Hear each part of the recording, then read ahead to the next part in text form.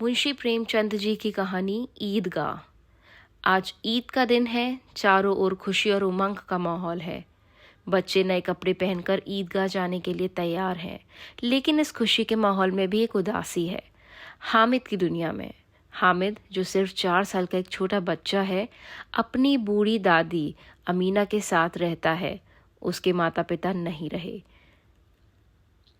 ईदगाह जाने के लिए गांव के सभी बच्चे अपने पिता या बड़ों के साथ निकल पड़ते हैं। सबके पास पैसे हैं, किसी के पास 10 पैसे हैं, किसी के पास 12 पैसे हैं, लेकिन हामिद के पास सिर्फ 3 पैसे हैं। उसकी दादी अमीना ने बड़ी मुश्किलों से ये 3 पैसे उसे दिए हैं। हामिद जानता है कि ये पैसे कितने कीमती हैं। मेले में बच्चे खूब मौज मस्ती कर रहे हैं। कोई हिंडोला पर झूल रहा है तो कोई मिठाई खा रहा है। महमूद सिपाही खरीदता है, मोहसिन बिश्ती खरीदता है, नूर वकील खरीदता है। हामिद देखता रहता है। उसका मन भी करता है कि कुछ खरीदे, लेकिन उसे याद आता है कि उसके पास सिर्फ 3 पैसे हैं और दादी के लिए भी कुछ खरीदना है। मेरी दादी के पास चिमटा नहीं है। रोटी बनाते समय उनके हाथ जल जाते हैं। अगर मैं चिमटा ले जाऊंगा तो दादी कितनी खुश होगी। हामिद अपने 3 पैसे से एक चिमटा खरीदता है। उसके दोस्त उसका मजाक उड़ाते हैं। तूने ये चिमटा क्यों खरीदा? ना कोई खिलौना, ना कोई मिठाई।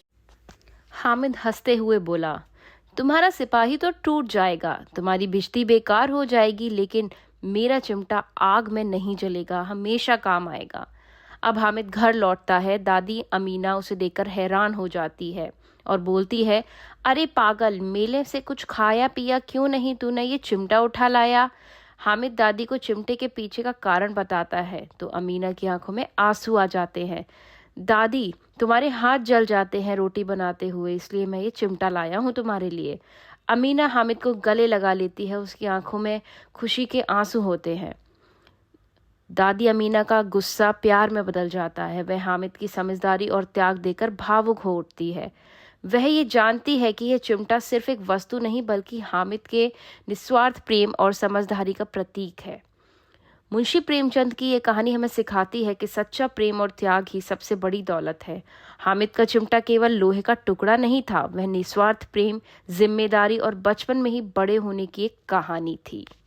अगर आपको मेरी कहानी पसंद आई हो तो प्लीज़ मेरा चैनल सब्सक्राइब करें। Thank you.